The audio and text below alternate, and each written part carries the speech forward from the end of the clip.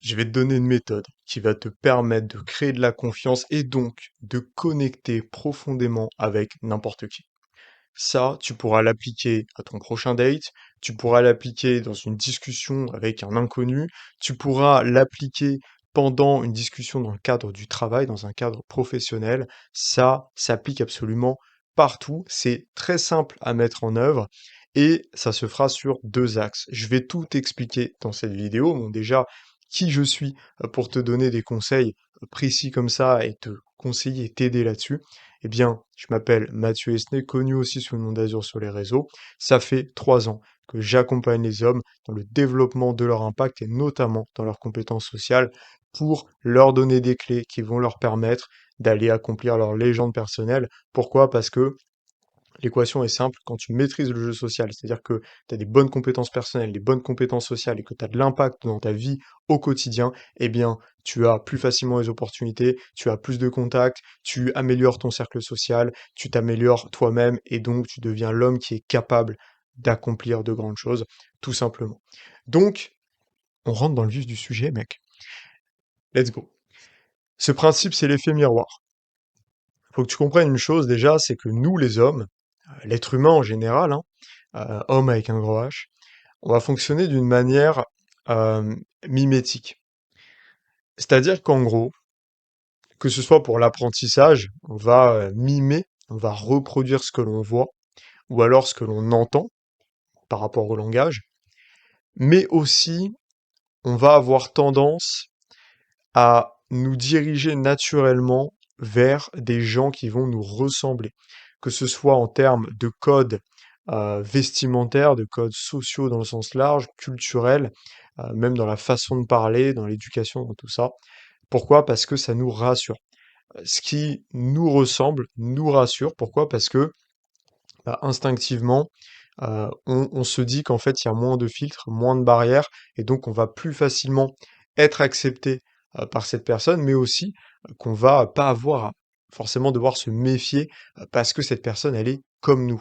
C'est pour ça que en tout temps, il y a toujours eu des groupes communautaires qui se basaient pas forcément uniquement sur la nationalité, mais ça pouvait être sur la couleur de peau, sur les croyances, sur le travail, tout simplement. Et on est tous victimes de ça, si je puis dire. C'est pas négatif, hein, attention, c'est normal.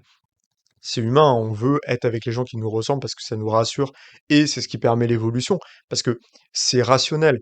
C'est-à-dire qu'effectivement, c'est plus facile de faire société, de créer un groupe, une communauté avec des gens qui partagent les mêmes idées, qui ont un socle commun, plutôt qu'avec des gens qui sont très différents. Je sais que tu as fait le parallèle, donc je vais crever l'abcès, on va rentrer là-dedans direct. C'est pour ça qu'en France, aujourd'hui, il y a un climat social qui est très compliqué et qu'il n'y a pas une cohésion au sein des Français, malheureusement, même si ça peut arriver de manière épisodique quand il y a des grands événements comme un match de la Coupe du Monde ou ce genre de choses, euh, ou une manifestation qui concernerait tout le monde, même si même là, en fait, c'est pas possible. Parce qu'en fait, en France, tu as des groupes sociaux qui sont trop éloignés les uns les autres. Je veux dire, il y a un monde entre je sais pas moi, Christine, bretonne, qui fait des crêpes et Amidou, qui vient, du fin fond du Sénégal, et qui parle à peine français. Enfin, il y a un monde entre les 2. Ils peuvent, cohabiter et s'entendre, c'est possible, mais ça va être compliqué et ça va pas être quelque chose d'instinctif et de naturel. Amidou, en général, ce qu'il va faire quand il va arriver en France, c'est que, bah, il va côtoyer des gens qui lui ressemblent, donc qui viennent peut-être du Sénégal aussi, donc qui parlent sa langue, ou alors peut-être qui viennent d'autres pays d'Afrique, etc., et qui vont lui ressembler plutôt au niveau de la culture commune africaine, même si c'est voilà, ça dépend de plein de choses et c'est pas forcément voilà, il y a des pays qui ont du mal à s'entendre, mais ça peut être aussi par rapport à la religion ou alors juste à la couleur de peau tout simplement. Donc en général, c'est comme ça que ça se fait. C'est comme ça que ça se fait. C'est pour ça qu'en fait, en général, bah t'as des groupes qui s'organisent parce que c'est instinctif, c'est humain. Et des fois, ça peut créer des problèmes parce qu'il suffit qu'il y ait des tensions entre un groupe et un autre. Et bah, après, ça va être compliqué de réconcilier, quoi. Donc, voilà. Tout ça pour te dire qu'en fait, naturellement, on va se rapprocher des gens qui nous ressemblent. Et pourquoi je te fais cette introduction? Parce qu'en fait, nous, on va se servir de ce biais psychologique naturel pour aller créer la connexion avec quelqu'un. Alors, dans le sens large, si jamais effectivement, je sais pas moi, tu veux, toi, t'es quelqu'un, on va dire, t'as grandi dans un environnement plutôt classique, voilà, je veux dire, qui avait pas trop de spécificité. Si jamais tu veux connecter vraiment et facilement avec des mecs qui viennent par exemple de banlieue et qui vont avoir certains codes, que ce soit dans le phrasé, que ce soit dans la manière de s'habiller, la manière de se comporter et tout, bah, si tu veux connecter avec eux, il va falloir t'adapter à eux. Tu vas devoir t'habiller pareil, tu vas devoir parler un peu de la même façon, sans le singer, parce que sinon c'est grillé, tu vois. Donc limite vaut mieux pas prendre de risques, etc. Mais je veux dire, tu vas devoir copier certains codes, etc. Et ça va en fait créer de la confiance naturellement. C'est pour ça que tu vois plein de petits Français, on va dire français de souche, entre guillemets, donc des mecs vraiment d'origine française, qui se retrouvent bah, en banlieue à certains moments avec entourés de mecs qui sont de culture maghrébine ou subsaharienne et donc qui vont se mettre à adopter certains codes, qui vont dire voilà par exemple, qui vont avoir un léger accent qui est un accent banlieusard, mais qui est un accent banlieusard qui vient aussi bah, du phrasé qui peut être lié à l'accent, aux accents qu'on peut retrouver en Afrique. Et donc en fait, il va se mettre à singer ça et à adopter ça à son vocabulaire. Moi, je l'ai fait. J'ai pas honte de le dire parce que c'était mon environnement. C'est-à-dire que moi, il y a un moment dans ma vie, il y en a, ils vont me détester pour ça, mais j'en ai rien à foutre, je le dis, j'assume. Il y a un moment dans ma vie, quand je traînais vraiment tous les jours en fait à la cité, quoi. Ah oui, je disais voilà, oui, je jurais, oui, je parlais certains mots, etc., dans une langue qui n'était pas la mienne de base, bien sûr, bien sûr. Mais parce que t'es obligé, et c'est instinctif. En plus, j'étais jeune, donc quand t'es jeune, t'es encore plus malléable. J'étais obligé. C'était mon environnement. Il y avait personne qui parlait un langage soutenu. Tout le monde parlait comme ça. Donc à un moment, soit je m'intégrais, soit je faisais bande à part, et à ce moment-là, c'était les problèmes. J'avais pas le choix. Littéralement, quasiment tous les gens qui étaient dans mon lycée, c'était surtout au lycée, c'était tous des mecs de cité. À un moment donné, tu t'adaptes, tu vois. Tu vas pas, ou sinon ceux qui n'étaient pas dans ce créneau-là, c'était des mecs un peu bizarres. C'est les mecs un peu bizarres qui traînaient au fond de la cantine, enfin, c'était des mecs un peu chelous. Donc j'avais pas envie de traîner avec eux. Donc bon voilà, forcément, t'es obligé, tu t'adaptes. C'est normal, c'est normal. Donc c'est pour te dire que forcément, ça va aider. Mais c'est pas ce que je vais t'apprendre là aujourd'hui, parce que là, je vais te donner des clés que tu vas pouvoir appliquer directement et qui vont pas impliquer que tu changes ton identité, ta personnalité, etc. Tu vois. Ça, faut éviter.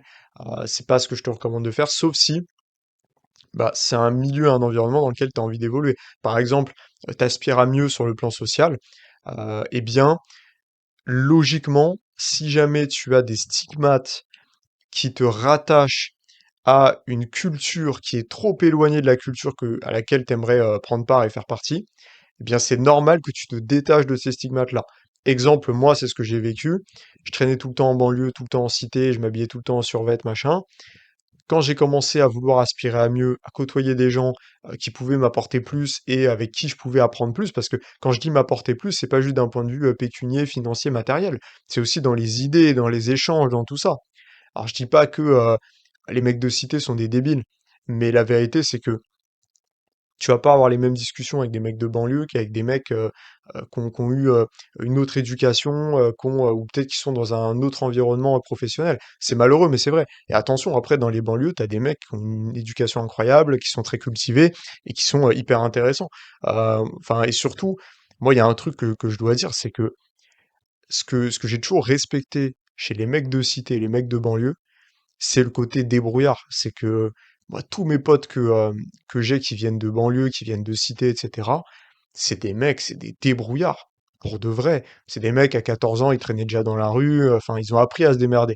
Alors malheureusement, c'est des mecs qui n'ont pas des fondations assez solides et donc ils ont du mal à vraiment évoluer dans la vie. Mais par contre, sur le moment, dans l'instant T, pour trouver des solutions, pour réfléchir vite, les mecs sont super forts. Les mecs sont super forts. Et ces mecs-là, et je le dis, hein, et je suis très sérieux, ces mecs de cité qui malheureusement sont tombés dans des trucs illégaux, etc., je suis sûr que la majorité d'entre eux, tu leur donnes un vrai socle, des vraies possibilités de s'en sortir. Je parle de vraies possibilités, pas de taf de merde qui vont pas les stimuler. Et vraiment, tu les encadres. Et tu leur expliques, par exemple, tu les mets dans un truc comme le business en ligne, etc. Voilà, tu les mets vraiment dans un truc stimulant où ils peuvent justement aller, vraiment aller au fond de leur créativité et de leur envie de s'en sortir.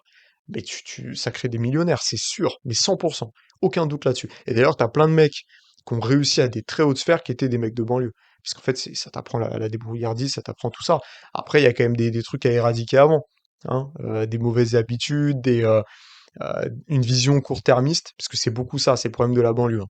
C'est que la banlieue, c'est une vision court-termiste. Moi, c'est ça que j'ai pas aimé, c'est pour ça que j'en suis sorti. C'est en fait, qu'est-ce que je peux avoir là tout de suite maintenant?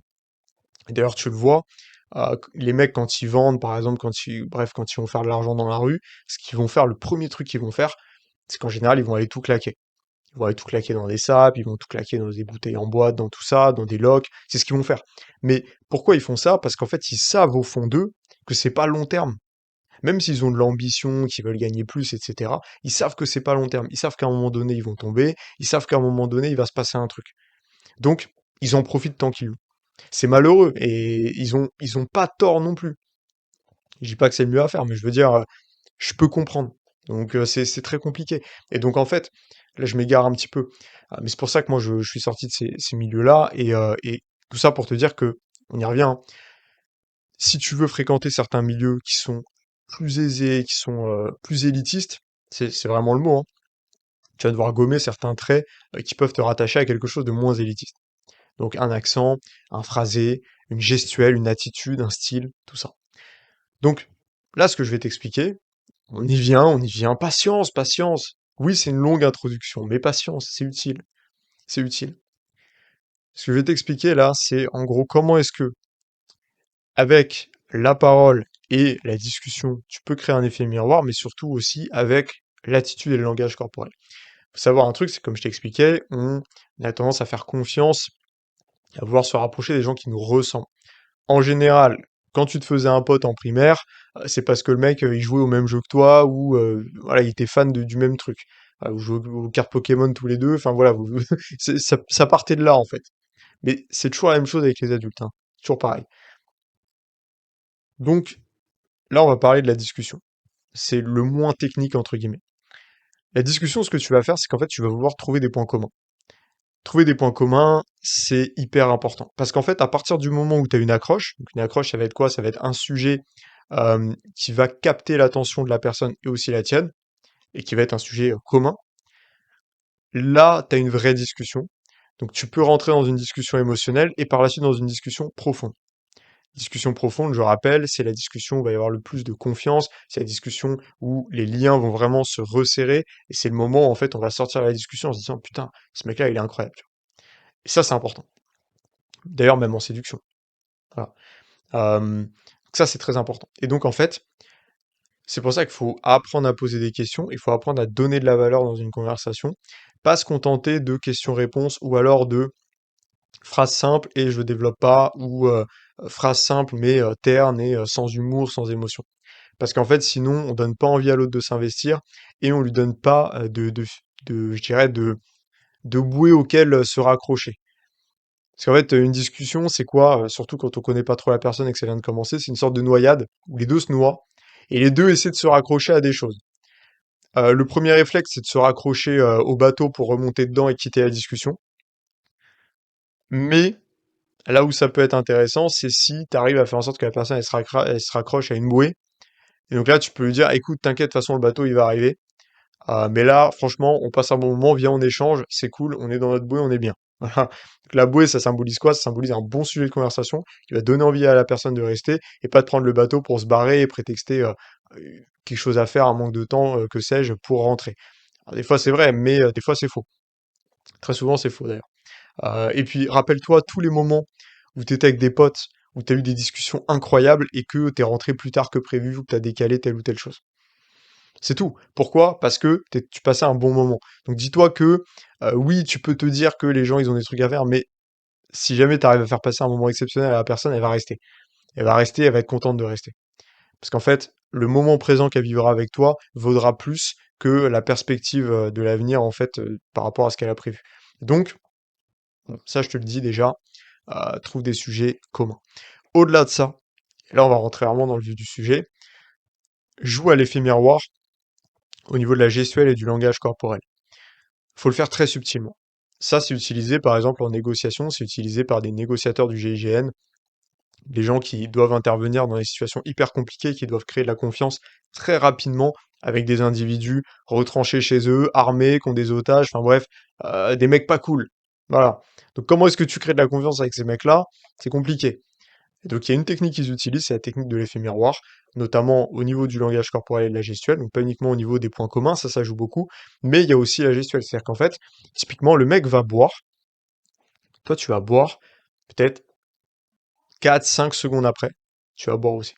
Tu vois. En fait, tu vas te synchroniser avec la personne, sans en faire trop, sinon ça va être cramé, mais de manière subtile, en attendant un petit peu, en le faisant, on va dire, une fois sur deux, pour qu'en fait, instinctivement, la personne se dise, cette personne me lance. Alors au-delà de ça, tu vas aussi parler sur le même ton. C'est-à-dire que si la personne, elle est très posée, tu vas pas lui crier dessus, tu vas pas être trop énergique.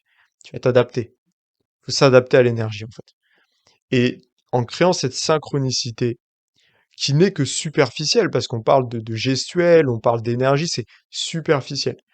Mais en la créant, tu crées une confiance qui est, elle, authentique. Parce que la personne va se dire, mais cette personne est digne de confiance, parce qu'elle me ressemble. Elle va pas le conscientiser, ça va être inconscient, mais c'est son cerveau qui va faire le travail, parce que son cerveau va avoir des références qui le rassurent. Son cerveau, il va se dire, ah, j'ai bu, la personne boit juste après, donc elle me ressemble, elle est un peu comme moi.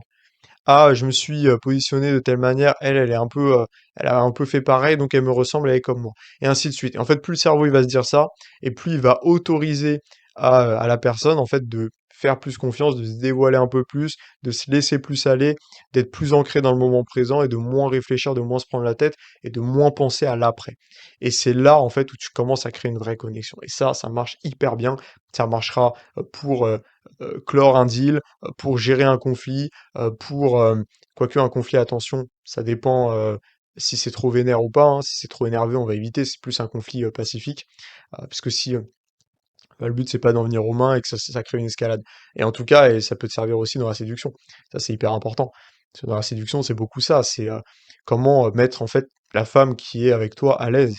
Comment faire en sorte qu'elle passe un bon moment? Bah, ça passe par la confiance, forcément. Je suis pas là en train de te dire faut la manipuler, machin, il faut faire ça et après avoir des intentions négatives, surtout pas. L'idée c'est que tu la mettes en confiance, mais que tu lui rendes bien la confiance qu'elle te donne en lui faisant passer un bon moment, en la respectant, etc. Et en faisant en sorte d'embellir sa journée, même sa vie. Ah oui, parce qu'on est romantique, mec. Donc voilà. En tout cas, si tu veux apprendre à faire tout ça, si tu veux développer ce genre de compétences, si tu veux devenir un homme terriblement impactant, ok, développer ton leadership, devenir celui qu'on ne pourra plus jamais ignorer, et avoir ces armes-là, ces clés-là pour pouvoir accomplir ta mission de vie, c'est beau ce que je dis, je sais, mais c'est vrai. Ce que tu peux faire, c'est que tu peux cliquer juste en dessous, et d'ailleurs clique juste en dessous dans la description pour réserver ton appel stratégique offert avec moi pour qu'on échange et que je te donne une stratégie sur mesure qui va te permettre justement d'atteindre ces résultats. Donc en tout cas, mon loup, je te laisse réserver l'appel et on se dit à la prochaine.